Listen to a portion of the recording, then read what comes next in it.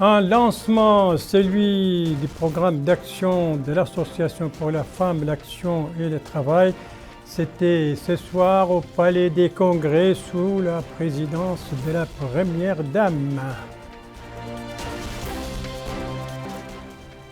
Un départ, celui du premier contingent de nos pèlerins, plus de 400 pèlerins donc, sont actuellement en route pour les lieux saints de l'islam. Et une investiture, celle de 12 conseils régionaux donc, de la Mauritanie, des conseils issus des élections du 13 mai dernier.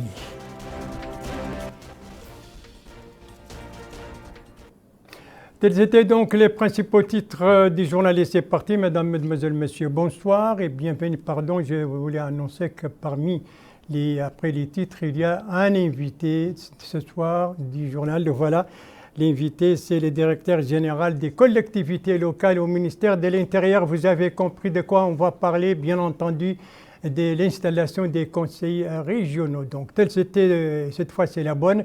Les principaux titres du journal. Et c'est parti, Madame, Mademoiselle, Monsieur, bonsoir et bienvenue à votre 22h de ce samedi 10 juin 2023. Un journal donc consacré à l'initiative des femmes, au départ des pèlerins et aussi aux investitures des conseils régionaux. L'initiative, c'est celle de l'association donc des femmes, pour la femme, l'action et le travail, dont le lancement du programme d'action vient d'être lancé. C'était ce soir au Palais des Congrès, ici à Nouakchott, et c'était sous la supervision de la Première Dame, Dr Mariam Wade Da. Compte rendu, Aminata Kane. L'association Jigéen Jëf Soqali, autrement dit en français Femmes, Action et Développement du Waalo, compte 23 villages de cette contrée et 1970 adhérentes. La cérémonie de lancement des activités de l'association a été rehaussée par la présence de la Première Dame, Madame Mariam Wade Da. Sur place, la Première Dame a prononcé un discours dans lequel elle a remercié ces braves linguères du Waalo pour leur action qu'elles mènent pour le développement et l'autonomisation de la femme, indiquant que la forte présence de ces femmes au niveau du Centre international de conférences démontre le travail et la promotion pour l'indépendance des femmes faite par ces vaillantes femmes du Waalo. Il s'agit, dira-t-elle, de mettre en place de nouveaux mécanismes pour parvenir à une indépendance financière des femmes. La Première Dame a également indiqué que la participation des femmes à l'économie productive pour un développement durable est un fort levier pour une amélioration des conditions de vie de la femme rurale. Enfin, la Première Dame, Mariam Wade Da, a remercié les organisateurs de cet événement pour leur sérieux et leur abnégation en faveur de la promotion de la participation des femmes dans le développement de notre pays, car, dira-t-elle, la femme mauritanienne a toujours marqué de son empreinte. Cette participation a toujours contribué à l'édification d'un État fort. L'autonomisation de la femme mauritanienne n'est plus à discuter, conclut-elle. Lui succédant, la présidente de l'association, Yacine Mbodj, a décliné les objectifs de la création de l'association et également ses perspectives d'avenir. C'est avec beaucoup d'émotion, de contentement que je participe à cette auguste cérémonie honorant la femme mauritanienne dans sa généralité et les membres de notre association en particulier. Notre association a obtenu son récépissé définitif le 21/12/2022, il y a presque 6 mois. Par cet acte administratif, nous avons rejoint la liste d'organisations féminines nationales qui opèrent depuis déjà longtemps sur le terrain. Aujourd'hui, un bon nombre de ces organisations est représenté ici pour célébrer l'accueil de la toute nouvelle arrivante que nous sommes. À cet effet, nous sommes émus par l'élan de solidarité à laquelle vous avez démontré à notre égard. Ceci montre que nous, les femmes, constituons une seule famille engagée dans une même cause commune. Donc ce moment est une occasion inédite pour nous de vous adresser nos vives félicitations pour le travail déjà bâti en faveur de la femme mauritanienne et vous remercier infiniment par l'accueil chaleureux réservé à notre toute jeune association. Nous avions rejoint la cohorte non pas pour compétir ni perturber l'harmonie existante, mais pour collaborer, apprendre de votre solide expérience et apporter notre modeste contribution à la cause commune qui nous préoccupe toutes. Toutefois, notre apport ne peut qu'être singulier en raison des différences notées dans nos missions statutaires respectives, les bénéficiaires directs de nos services et les positions géographiques des membres de nos associations, ainsi que leur identité culturelle.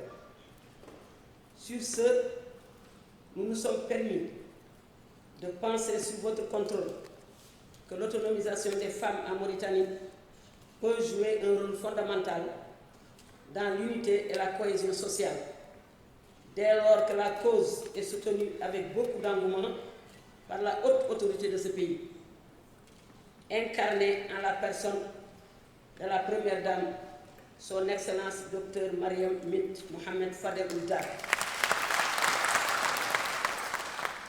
Elle a bien voulu être le premier sponsor de l'autonomisation des femmes, qui est un domaine complexe. En conséquence, son Excellence Dr Mariam Mint Mohamed Fadel Ould mérite soutien de notre part pour honorer son engagement, mais aussi pour qu'ensemble, nous parvenons à faire de l'autonomisation des femmes un engagement, qu'ensemble nous parvenons à faire de l'autonomisation des femmes en Mauritanie un modèle d'inspiration. Il n'est aucun doute que nous avons les capacités pour réussir ce challenge. Il est à noter que l'association des Linguères du Waalo, dénommée Jigéen Jëf Soqali, compte plus de 23 villages au niveau du Waalo et une représentativité et des adhérentes au niveau de la capitale. Et ça, c'était donc la cérémonie de lancement officiel justement du programme d'action de cette association Femmes, Action, Travail, sous la supervision donc de la première dame. Aujourd'hui également a été marqué par le lancement donc par le départ plutôt du premier contingent des pèlerins lieu saint qui était Nouakchott cet après-midi. À l'aéroport, il y avait le ministre des Affaires islamiques et de l'enseignement originel pour les saluer. Alors, combien de pèlerins contient dans ce premier contingent? Élément de réponse avec Cheikhna Cheikh Saadbou. 420 voyageurs est le nombre de pèlerins qui composent ce premier contingent qui a quitté Nouakchott cet après-midi pour la Terre Sainte d'Arabie Saoudite. Le ministre des Affaires islamiques et de l'enseignement originel, M. Da Sidi Amar Taleb, s'est promené à l'intérieur de l'avion et écouté les avis des pèlerins sur les mesures prises cette année.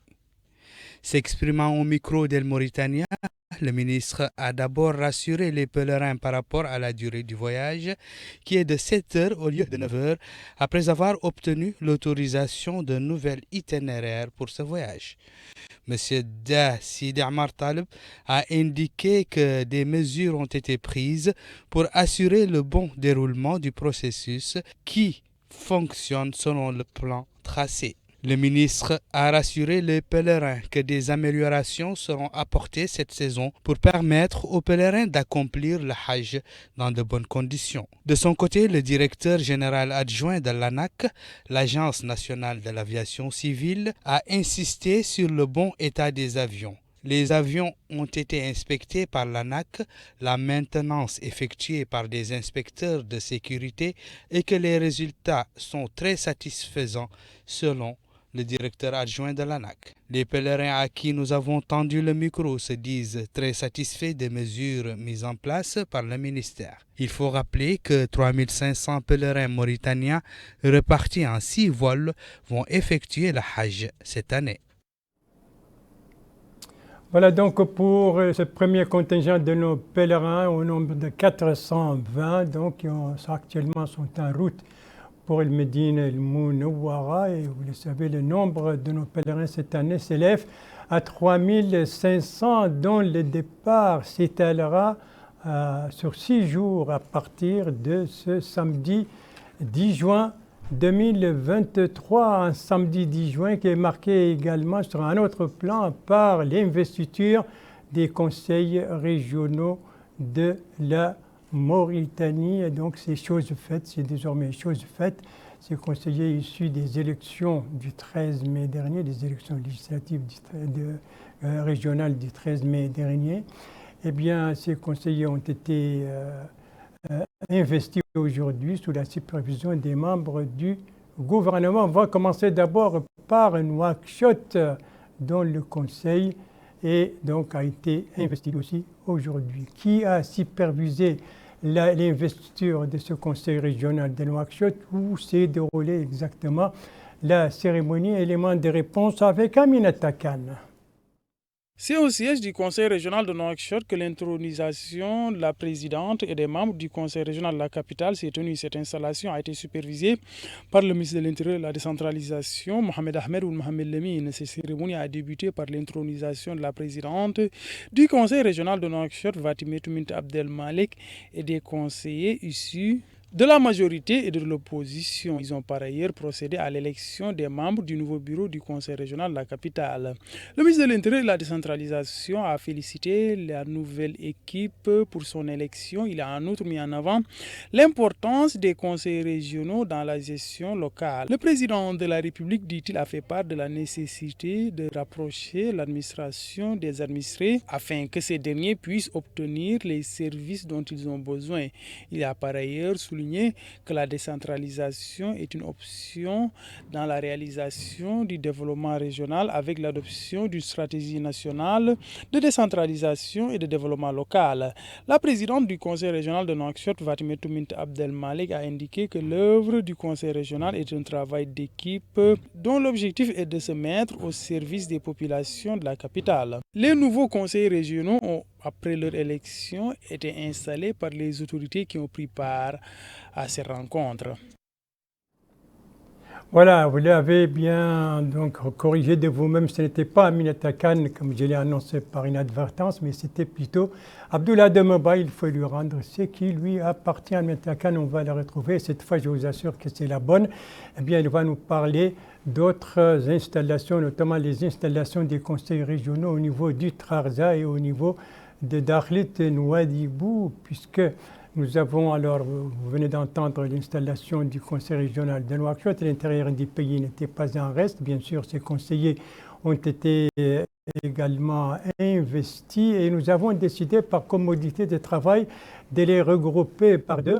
Donc, c'est ainsi que nous avons regroupé les Trarza et le Dakhlit Nouadhibou suivant la bienséance gouvernementale et non suivant l'ordre des wilaya. On va commencer donc par la wilaya de Trarza et la wilaya de Dakhlit Nouadhibou. La première, l'investiture était supervisée par le ministre de l'Éducation nationale et de la réforme du système éducatif. Et pour Dakhlit Nouadhibou, l'investiture donc a été supervisée par le ministre de la Santé. Des informations sur ces cérémonies et à Nouadhibou et à Rosso avec nos correspondants régionaux.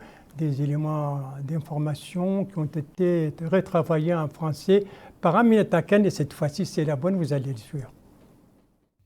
La cérémonie d'investiture du président du conseil régional de la wilaya du Trarza a débuté par la lecture des versets du Saint-Coran à la mémoire de feu Mohamed Ould Brahim Siyid, premier président du conseil régional de la wilaya.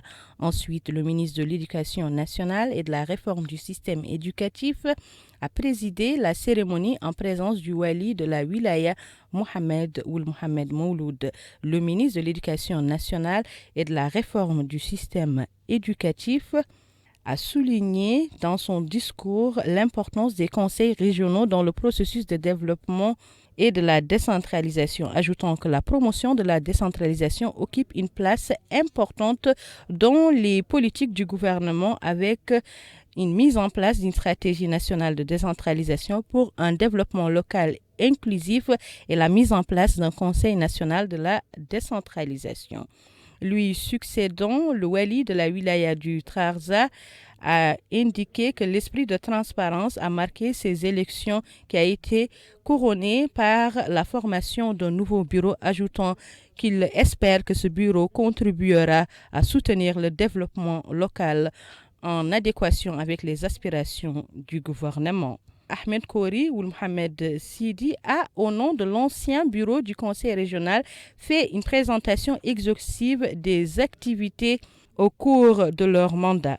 Il est à noter que le conseil régional de la wilaya du Trarza compte 25 conseillers et 5 vice-présidents. Le premier vice-président se nomme Hamad Oulbilal Messoud, le second vice-président Samah Abeid, le troisième vice-président Ahmed Khori Mohamed, le quatrième vice-président Mohamed Val Baba Sidi et la cinquième vice-présidente Achetou Mohamedan Ahmed Damou.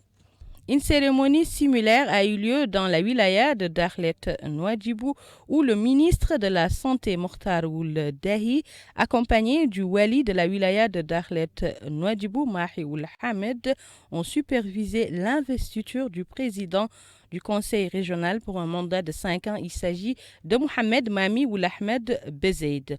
Ensuite, les 21 conseillers régionaux ont été décorés de la médaille de conseiller et l'élection des 4 vice-présidents a été faite sur le choix de la représentativité des partis. Il s'agit du parti Karama, Tawassul, Front républicain pour l'unité et la démocratie et du parti Sawab. Lors de son discours pour la circonstance, le ministre de la Santé est revenu sur le contexte dans lequel s'est déroulées les élections marquées par une saine concurrence et supervisées par la Commission électorale nationale indépendante en plus des observateurs internationaux, indiquant que la stratégie nationale de décentralisation promeut une inclusion locale dont découlent des programmes d'appui à la décentralisation, une réforme mise en place par les autorités depuis 2018. Le président du conseil régional a indiqué que l'ancien bureau a procédé à la réhabilitation d'écoles, à l'aménagement des postes de santé, au réaménagement des périmètres agricoles et à la mise en place d'un système pour renforcer la sécurité alimentaire et ainsi combattre les fléaux environnementaux. Il a indiqué que c'est dans ce sillage que s'inscrit le programme du nouveau bureau qui va s'atteler à renforcer le développement dans notre capitale économique, Nouadhibou.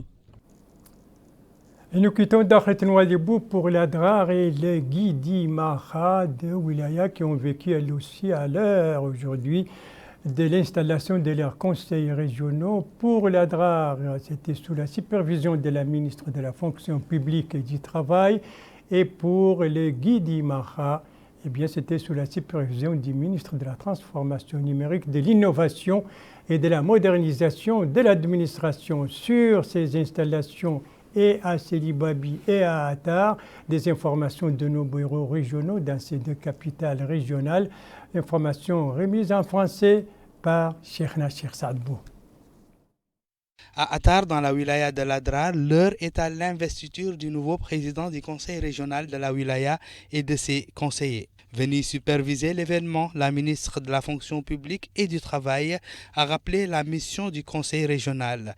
Elle a insisté sur la nécessité pour les nouveaux membres d'être au service des populations et relever les défis du développement.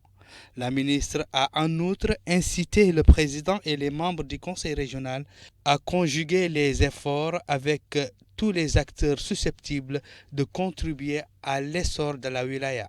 Lui succédant, le nouveau président du conseil régional de l'Adrar, Mohamed Shrif Ould Abdallahi du parti Insav, a remercié les populations de lui avoir accordé leur confiance, se disant être prêt à relever tous les défis et être au service de toutes les populations de la wilaya. Au cours de la cérémonie, il a été également procédé au choix par vote des vice-présidents et membres du conseil. Même ambiance dans la wilaya du Guidi Maha. Avant l'investiture, le ministre de la Transition numérique a décoré le président du conseil régional et ses membres en marge de la cérémonie d'investiture. Issa Koulibaly est le nouveau président du conseil régional de la wilaya du Guidi Maha. Le ministre a rappelé à l'occasion la mission du président et des membres du conseil, qui est entre autres d'être au service des populations et d'accompagner le gouvernement dans l'exécution du programme ambitieux du président de la République. Le président du conseil régional a imploré Allah le Tout-Puissant de lui donner la force d'accomplir sa mission en tant qu'élu. Je ne ménagerai aucun effort pour répondre aux attentes des populations, a-t-il ajouté. Après l'investiture du président, ses conseillers ont été choisis par vote sous la supervision d'une commission du ministère de l'Intérieur et de la décentralisation. Voilà, nous poursuivons notre tour à l'intérieur du pays, ce qui va nous amener au Hod El Gharbi, au Gorgol et au Hod El Gharbi, justement, deux wilayas qui ont vécu aussi à l'ère de l'investiture de leurs conseils régionaux. Pour le Gorgol, c'était sous la supervision du ministre de l'Agriculture, et pour le Guidi Maha, c'était sous la supervision de son collègue de l'élevage. Les informations que nous ont été communiquées par nos bureaux régionaux et à Ayoun et à Kaïdi, des informations remises en français par Abdoulaye Demeba. Le nouveau siège du conseil régional du Gorgol a abrité la cérémonie d'installation du président du conseil régional de Selulaya, Amadou Abou. Cette cérémonie a été présidée par une délégation chargée d'installer ces nouvelles équipes du conseil régional de Selulaya. Elle comprend notamment le ministre de l'Agriculture, Yahya Oulel Waqf, le wali du Gorgol, Ahmed Naoul Sidibé, des autorités administratives et responsables du ministère de l'Intérieur et de la décentralisation, entre autres. Le wali du Gorgol a premier lieu féliciter le président et les membres de ce nouveau bureau du conseil régional de Selulaya. Le ministre de l'Agriculture a pour sa part mis en avant l'importance de la décentralisation, particulièrement dans les programmes du gouvernement, ce qui, souligne-t-il, est impulsé à l'aide d'une stratégie nationale de décentralisation et de développement local. Il a par ailleurs rappelé les efforts considérables qui ont été entrepris afin de doter les conseils régionaux de moyens nécessaires pour accomplir les missions qui leur sont dévolues.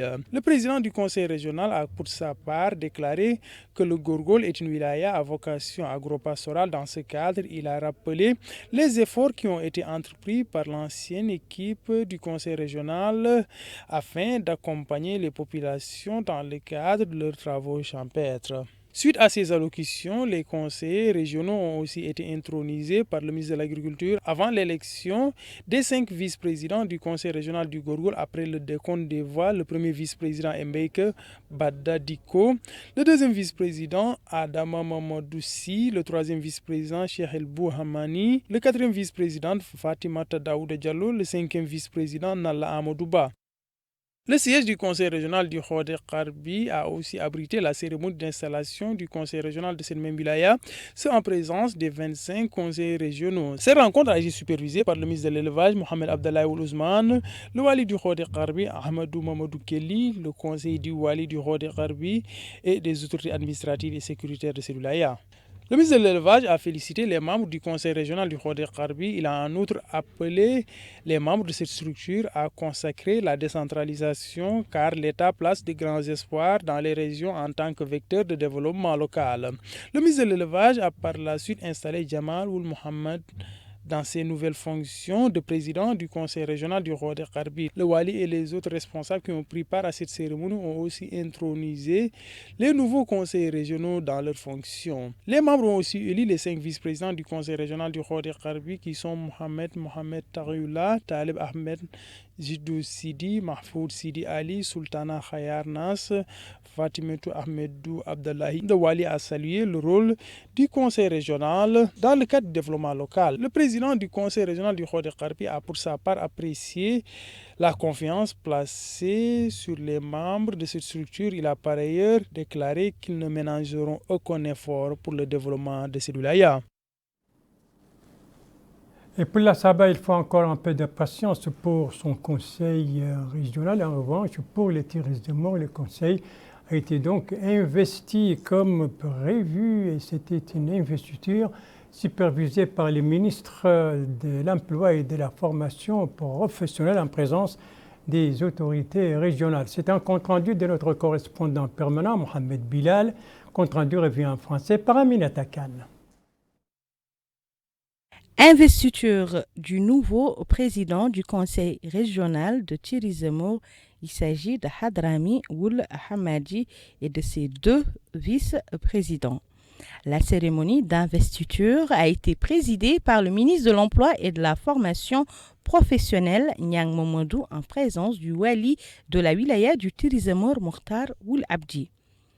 Le ministre de l'Emploi et de la Formation professionnelle a souligné lors de son allocution pour la circonstance le caractère central des conseils régionaux dans le processus de développement des wilayas de l'intérieur. Le gouvernement fonde beaucoup d'espoir pour ces nouveaux conseils régionaux pour un changement qualitatif dans la gestion avec pour ambition un développement régional, global et intégré. Mesdames et messieurs, l'État ne ménagera aucun effort pour accompagner les conseils régionaux pour une prise en charge effective de leur mission conformément aux lois. Grâce aux subventions accordées chaque année par l'État et l'appui des partenaires au développement, les conseils régionaux bénéficieront désormais des financements de leur stratégie de développement assortis des plans d'action. L'État compte mettre sur place des mécanismes durables de financement dans les brefs délais pour les collectivités territoriales. Dans le cadre de l'intérêt général qu'accorde l'État à la décentralisation, une stratégie nationale a été adoptée et un conseil national de la décentralisation présidé par le président de la République a été mis en place. Le cadre institutionnel et légal de la décentralisation sera réformé dans de brefs délais, de même que sera validé le Code des collectivités territoriales, ainsi que le statut des agents de collectivités territoriales pour la consolidation du processus de décentralisation. Ensuite, il y a eu un échange de discours entre le président sortant et le président entrant. Pour le nouveau président du conseil régional du Thierry Zemmour, l'esprit de transparence a marqué ces élections qui viennent de se couronner par la victoire de sa formation politique qui aujourd'hui accède au pouvoir avec un programme ambitieux pour le développement de la wilaya du Thierry Zemmour conformément aux aspirations des populations. Quant au président sortant, il est revenu sur l'historique des conseils régionaux, indiquant que lui et son bureau ont été le premier bureau du conseil régional de la wilaya et qu'au cours de leur mandat, il était question d'asseoir une administration forte et qu'après le vote de leur budget, ils ont mené des actions concrètes sur le terrain, des actions allant au renforcement du système éducatif, à la réhabilitation des postes de santé, mais également à des actions de sensibilisation sur le terrain, notamment pendant la période de la pandémie de la COVID-19. Après l'élection du président, les 2 vice-présidents ont été choisis à travers un vote supervisé par une commission du ministère de l'Intérieur et de la décentralisation. Les 2 vice-présidents qui ont été retenus sont Brahim Edman Weisset et Mohamed Sidi Sidati. Voilà donc pour la cérémonie d'investiture du conseil régional du Thierry Zemmour que nous avons regroupé avec la Saba, mais malheureusement la Saba, le conseil, on attend encore un peu de patience.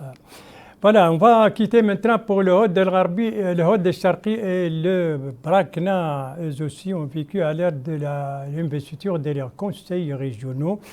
Pour le Hod el Sharqi, c'était le ministre de l'Équipement, des Transports et des Transports, porte-parole du gouvernement, qui a supervisé la cérémonie. Et pour donc le Brakna, c'est le ministre de l'Hydraulique et de l'Assainissement qui a supervisé la cérémonie. Donc des informations qui nous ont été communiquées par nos correspondants à Aleg et à Youn sur ces 2 investitures. Des informations remises en français par Cheikh Saadbou. Cette cérémonie d'investiture du président du conseil régional et des membres du conseil du Houd Sharqi, ici dans le siège du conseil régional à Nema, s'est déroulée en présence du ministre de l'équipement et des transports, porte-parole du gouvernement Nani Ould Chrouqa, et du wali de la wilaya du Houd Sharqi Salmou Ould Sidi. Une occasion pour le ministre de rappeler devant l'assistance l'importance de cette wilaya qui, dit-il, est l'une des plus grandes du pays et de souligner que la mise en place du conseil régional vise à rapprocher l'administration des populations mais aussi à favoriser un développement local inclusif. Après l'investiture de tout le bureau, le président du conseil régional du Houd Sharqi a décliné les points phares de son programme, dont celui relatif au renforcement du système éducatif ainsi que le réaménagement de certains postes de santé, notamment celui de Walata, mais également la mise en place d'une politique efficace de gestion et de production agricole. Nous allons nous inscrire dans la continuité, a-t-il ajouté. Dernière étape de la cérémonie, le vote pour choisir les 5 vice-présidents, un vote qui a permis de départager 9 listes candidates au poste de vice-président. Au Brakna, le ministre de l'Hydraulique, Sidi Mohamed Ould Taleb Ammar, a fait le déplacement pour superviser et assister à la cérémonie d'investiture du président du conseil régional, Mohamed El Mustafa Ould Mohamed Mahmoud, et de ses conseillers. Dans son allocution, le ministre de l'Hydraulique a d'abord félicité le président du conseil régional pour la victoire aux élections du 13 mai, souhaitant plein succès dans l'accomplissement de leur mission.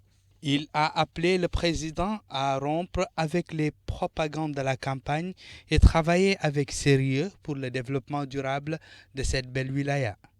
La wilaya du Brakna compte 25 conseillers régionaux, dont 12 issus du parti INSAV, 2 du parti Tawassul, 2 de l'UDP, 2 du parti Karama. Les partis Vadila, Hiwar, Sawab et l'APP comptent chacun un conseiller. Et pour boucler la boucle de ces investitures donc, des conseils régionaux, eh bien, c'est celle au niveau du Tagan et au niveau de l'Inchiri. Pour les Tagans, c'est le ministre de la Culture, de la Jeunesse, des Sports et des Relations avec le Parlement qui a supervisé la cérémonie, tandis que celle au niveau de l'Inchiri, eh bien, il est revenu à la ministre de l'Environnement et du Développement durable de la superviser. Les informations qui nous ont été communiquées par nos correspondants et à Agjouch et à Tijikja sur ces investitures des éléments d'information, revus en français par Abdoulaye Demeba. Les locaux du conseil régional du Tagan ont été le cadre et ont accueilli l'installation de cette nouvelle équipe du conseil régional de cette même wilaya. Cette cérémonie a été supervisée par le ministre de la Culture, la Jeunesse et des Sports et des Relations avec le Parlement, Mohamed Ould Soueida, en compagnie du wali du Tagan, Taïwoul Mohamed Mahmoud. Mohamed Ould Biye, président du conseil régional du Tagan, a été installé par le ministre de la Culture, de la Jeunesse et des Sports et des Relations avec le Parlement dans ses nouvelles fonctions. Le ministre de la Culture, de la Jeunesse et des Sports et des Relations avec le Parlement a par la suite souligné que les membres du conseil régional du Tagan ont une opportunité de contribuer à la consolidation de la décentralisation et du développement local. Il a par ailleurs indiqué que la consolidation de l'état de droit et des institutions constitue un pan important du programme du président de la République. Pour sa part, le président sortant a passé en revue certains projets de développement que le conseil s'est évertué à mettre en œuvre. Les 3 vice-présidents du conseil régional du Tagan ont aussi été installés durant cette cérémonie. À Agjuch, c'est au sein du siège du conseil régional de l'Inchiri qu'a eu lieu cette cérémonie d'installation du conseil régional de cette même wilaya. Cette rencontre a été supervisée par Mme Lalia Kamara, ministre de l'Environnement et du Développement durable, le wali de l'Inchiri, Idrissa Demba Korera, des autorités administratives et sécuritaires de cette wilaya. C'est, comme vous le savez, un honneur plus qu'une charge. Cette marque de confiance est également une grande responsabilité. Responsabilité envers Dieu tout d'abord, envers la patrie ensuite, et envers votre propre conscience. Mesdames et messieurs, ces élections se sont déroulées dans un climat de paix, dans un climat de transparence et une compétition saine et équilibrée entre tous les partis, sous la supervision directe de la CENI. L'organisation de ces élections a été saluée par la communauté internationale. Mesdames et messieurs, le renforcement de la décentralisation occupe une place importante, pour ne pas dire prioritaire, dans la politique du gouvernement. À cet effet, la stratégie nationale de développement local a été adoptée, ainsi que la création du Conseil national de la décentralisation et du développement local, présidé par son Excellence le Président de la République. La présidente sortante du Conseil régional de l'Inchiri a loué le rôle de cette structure de décentralisation. Par la suite, le nouveau président du Conseil régional de l'Inchiri, Cheikh Ma Ainina Woul Ubeid, a été installé dans ses nouvelles fonctions. Il a appelé à lutter contre les discours haineux et s'évertuer à la consolidation de l'unité nationale. Il a par ailleurs demandé aux populations de renouveler leur confiance au président de la République afin qu'il puisse poursuivre et réaliser son programme. Cette cérémonie a aussi constitué une opportunité d'élire les vice-présidents du Conseil régional de l'Inchiri. Voilà, nous avons fait le tour donc de ces différentes investitures des conseils régionaux, donc issus des récentes élections régionales. Et pour parler de tout cela, je vous l'ai annoncé déjà dès les titres, le directeur général des collectivités locales au ministère de l'Intérieur et de la décentralisation, M. Abdi Oulhourma, c'est notre invité ce soir. Monsieur le directeur général, bonsoir. Bonsoir Yadali. Voilà, bonsoir et merci de votre patience. Donc, on a fait toutes les investitures, mais le 13e conseil régional, il y a un 13e conseil qui est absent, c'est dû à quoi? Notamment le conseil de la Saba. Merci M. Dali. Effectivement, comme vous l'avez dit, le conseil régional de la Saba n'a pas pu se tenir aujourd'hui pour l'installation du maire, du président dans ses fonctions et l'élection du vice-président. Parce que vous savez, cette élection, d'ailleurs comme toutes les élections, sont régies par un ensemble de textes et de procédures. Et parmi les procédures les plus importantes, c'est d'abord la réalisation d'un quorum. Il faut que pour l'élection, on constate d'abord l'identité des conseillers régionaux. Ensuite, on constate qu'il y a le quorum, c'est-à-dire 50 conseillers plus un conseiller, 51 conseillers. Et c'est à partir de cette exigence, de cette contrainte, que le conseil peut se tenir et que les autres opérations peuvent se dérouler. Alors pour la Saba aujourd'hui, le conseil n'était pas réuni, la majorité n'est pas réunie.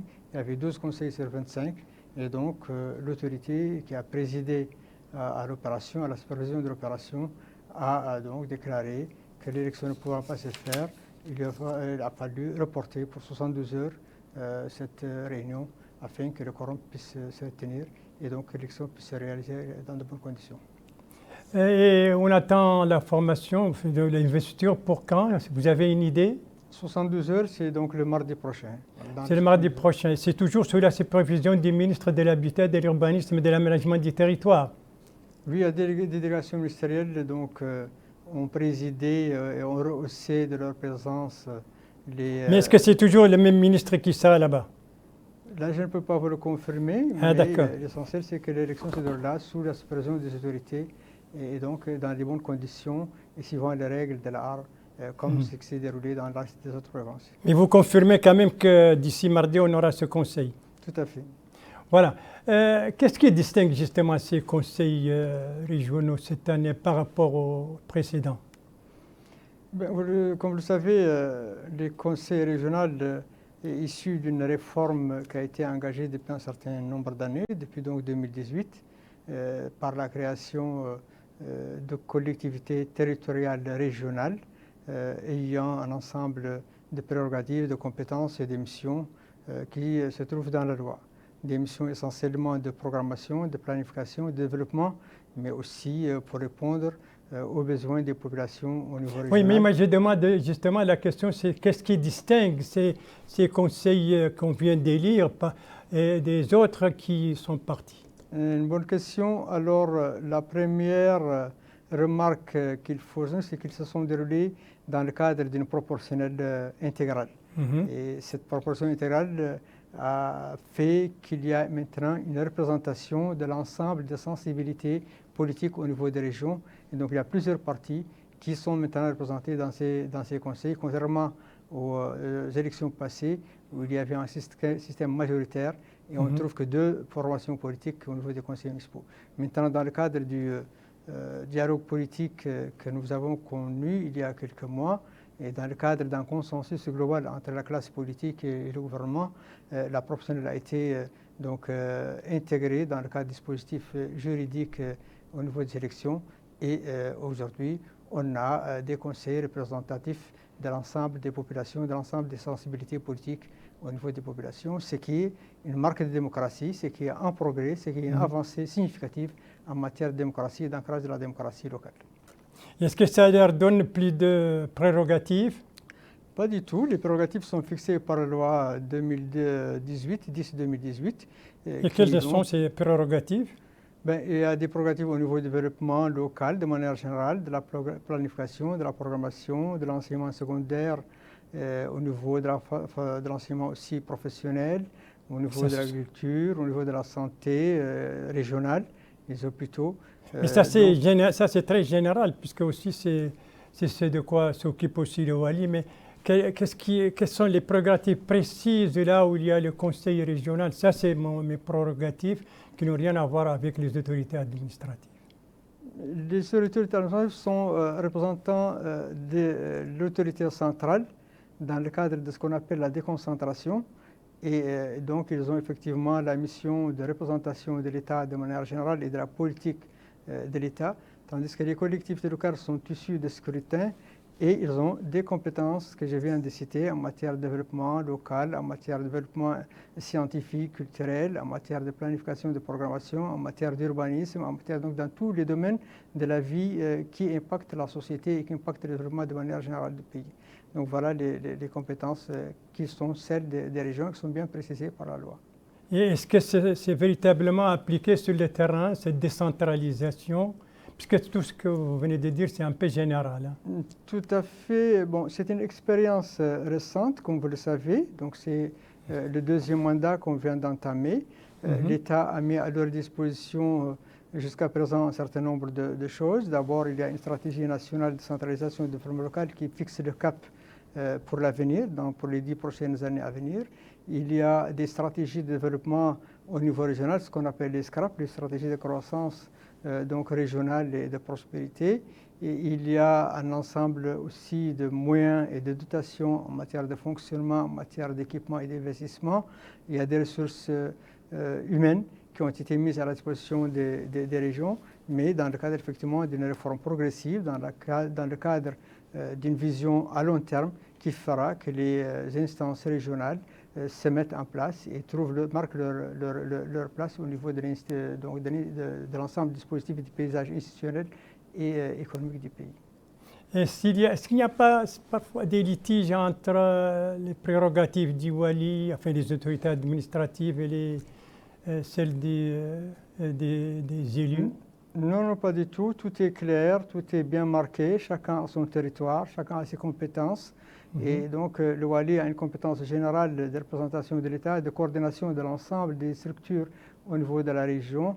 Et les régions, les collectivités, les conseillers régionaux ont une, orientation plutôt axée vers le développement économique local, vers donc la planification, vers les services de proximité de manière générale au niveau des populations, au niveau de la région. Et il n'y a pas du tout de chevauchement ni de litiges ni de problèmes entre les instances. Chacun a son territoire, chacun a ses compétences, chacun travaille dans le cadre d'une coordination et d'une symbiose. Et l'autorité administrative régionale... Chacun a son territoire, mais dans le même territoire. Hein? Tout à fait, oui. Oui. Voilà, M. Abdi Ouelhourma, directeur général des collectivités locales au ministère de l'Intérieur et de la décentralisation. Merci bien pour les explications que vous donnez et surtout merci pour votre patience. Vous avez attendu tout au long du journal pour justement nous accorder donc cette interview.